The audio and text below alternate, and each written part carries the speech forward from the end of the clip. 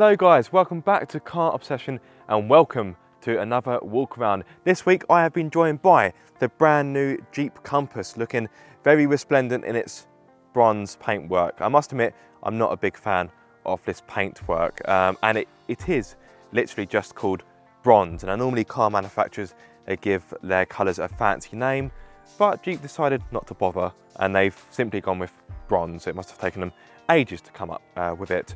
So let me show you around the car as I'm doing so. Other than the colour, I've just realised that door's not closed properly. Other than the colour, I do quite like the look of this car. It's a smart looking car.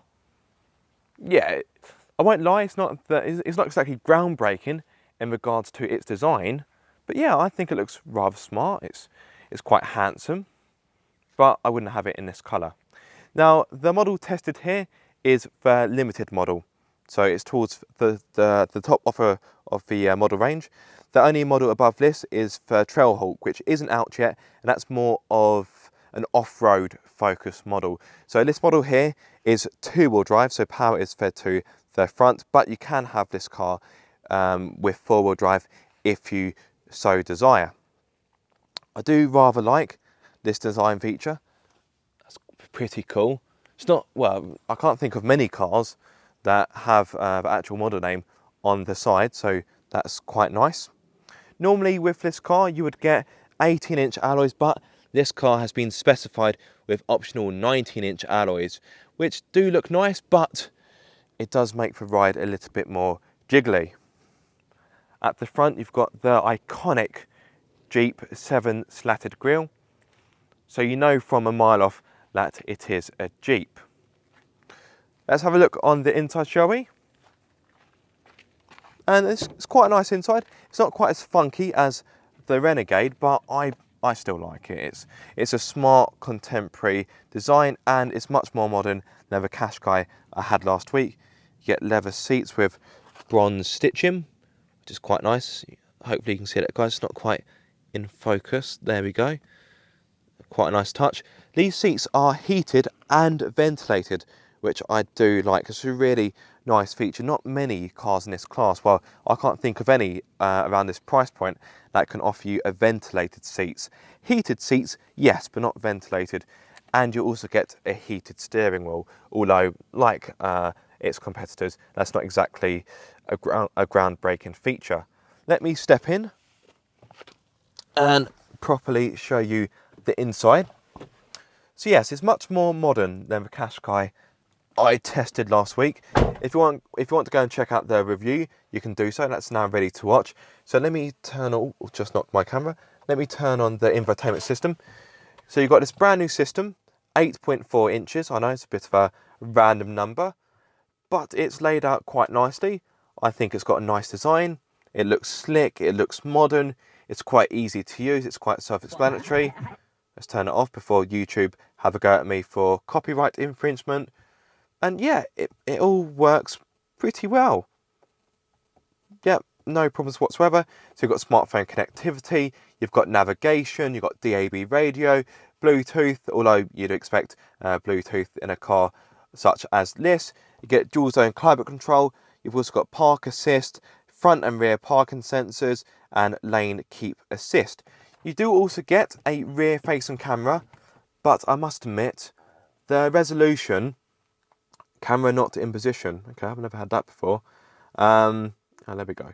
The resolution is a bit grainy, and yeah, the quality, oh, that's my wife in the background. The quality is a bit, yes, it's a bit naff if I'm going to be honest. But you got a nice digital display here. Dials are nicely laid out. Yeah, it's very nice in here. Some may say it's a bit boring, especially when you compare it to the Renegade, but I like it. I also quite like this silver gear knob. It's quite nice, it's a nice touch.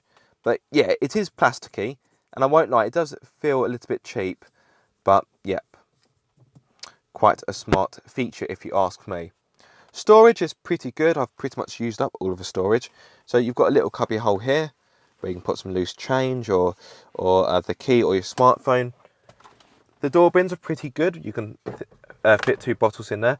Well, I've actually got the key in there. Let me pop it in there.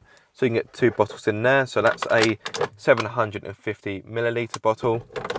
Electric windows all round, but I suppose you'd expect that. Cruise control, automatic headlights, automatic wipers. I know I've digressed from storage.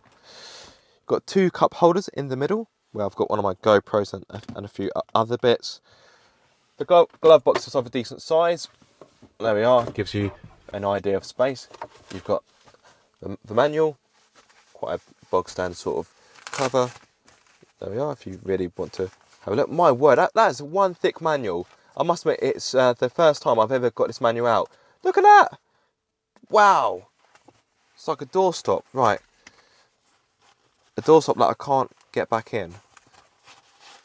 There we are. It'll take you ages to read that.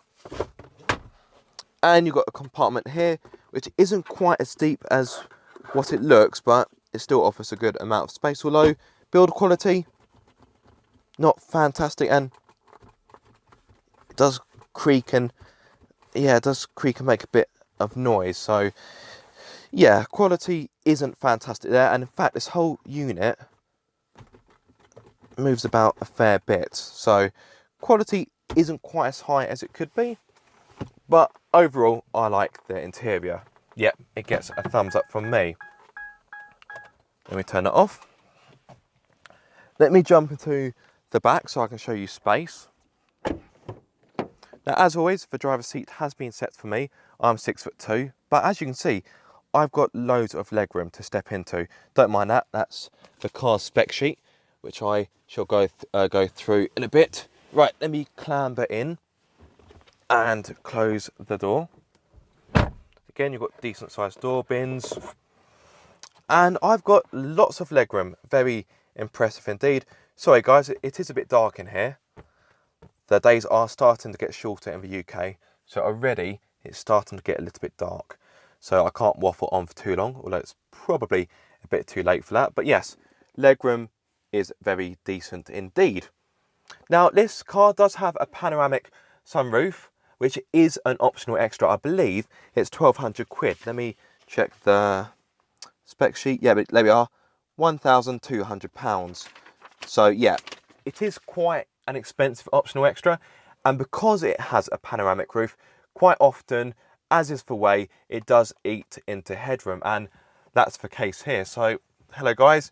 So I'm 6'2", as I've mentioned, and headroom is okay, but it's not fantastic. So panoramic roofs are great, but most of the time they do rob you of headroom. So that's worth bearing in mind. Let's jump out. Actually, before I do so, let me show you. You've got air conditioning vents, got USB port, and you do have a plug socket down here, but it doesn't fit a traditional plug. So I'm yet to really look into that one properly. But it's quite handy for longer journeys. On a road trip, you can charge up your phone or your tablet or whatever your mobile device may be. And let me show you the boot. So this car has got the optional power tailgate. So I press that like so, and it rises up. Apologies guys, the boot is full up of my crap. It's got all my filming gear. It's got one of my bags as well. But yes, this boot would normally offer you 438 litres, which is 8 more than a Nissan Qashqai. But because this particular car has got the optional spare wheel, which off the top of my head, I'm not too sure how much that costs, but there you are, a full-size spare wheel. Or as I keep calling it, a spare size full wheel. I keep doing that. In fact, I may have done that a few moments ago, but there we are. Because this car has got the full-size spare wheel, boot space is cut down to 368 litres. So it's not exactly massive, but for my needs, it's absolutely fine. And of course, you can, of course, I've said of course too many times, you can fold down the 60/40 rear seats to give you almost 1,700 litres worth of space. So yeah, it is relatively spacious. And to close it, you press that button there. Although before I do so, I want to show you this. I must admit, I only noticed this feature yesterday, and I have had the car a few days, so that's quite a nice feature. It kind of harks back to Jeep's heritage. You look at that and you think Jeep Wrangler straight away. Press that button like so. Let's talk you through the engine. So I need to open the bonnet. That might be a good idea. That's normally the best way in which to access an engine. You've got a little bonnet release here. Hopefully you can see it, guys. There we are. And as if by magic, we have access to the engine, which is a 1.6 litre diesel. Always tricky doing this with one hand. Right. Bear with me, guys. Actually, let me put you guys down for just a few moments. Right, so yes, what you are looking at, guys, is a 1.6 litre diesel, which offers 118 brake horsepower with 320 Newton meters of torque. It's mated to a 6-speed manual gearbox with power, like I mentioned earlier, going to the front wheels. It will hit 62 miles per hour in just over 11 seconds. In fact, I believe it's 11.1 seconds, and it has a top speed of 115 miles per hour. In regards to CO2, it emits 117 grams per kilometre, and in regards to fuel economy, it's just under 65 mpg, but in my experience, I've been getting low 50s. Now, in regards to other engine choices, you can either have a 1.4 litre petrol, and that is offered with either 138 brake horsepower or 168 brake horsepower, or you can have a 2 litre diesel, which again can be had with either 138 brake horsepower or 168 brake horsepower. You can also have a 9-speed automatic, but you have to have 4-wheel drive in order to do so. So if you want 4-wheel drive with the Compass, you have to have a 9-speed also. You can't have the 6-speed manual. Let's close it down like so. Again, I will need to pop you guys down. Right, so I've not mentioned prices just yet, so I shall do so now. So 3 trim levels are available right now. As I mentioned, the Trailhawk will come later this year, I believe, and that's the more rugged off-road model. So you've got Sport, Longitude and Limited. So this car is Limited, as it says there. So Sport starts from £23,355. Longitude starts from £25,315, and this car would normally cost you from £28,315. So it's £3 more than the Longitude. Is this a car you would have if you were looking for an SUV? Because let's face it, in this area of the market, cars like the Nissan Qashqai are really popular. The Peugeot 3008, again, a popular car. The Seat Ateca, popular car. But when you think of the Jeep Compass, I wouldn't say it's niche, but you don't see many of these on the road, and I can't think that many people would have this as their kind of first go-to car. Not because it's a bad car, but like I say, it's a different option, but not necessarily different in a bad way. Anyway, time for me to wrap up. Let me know what you think of the car, guys. If you have any questions, please let me know. But yes, thank you so much for watching this video. I hope you've enjoyed it. If you have, give it a massive thumbs up. And if you are subscribed, don't forget to click that bell icon so you get notified every time I make a video. And if you aren't subscribed, guys, what are you waiting for? Be sure to subscribe for more car obsession.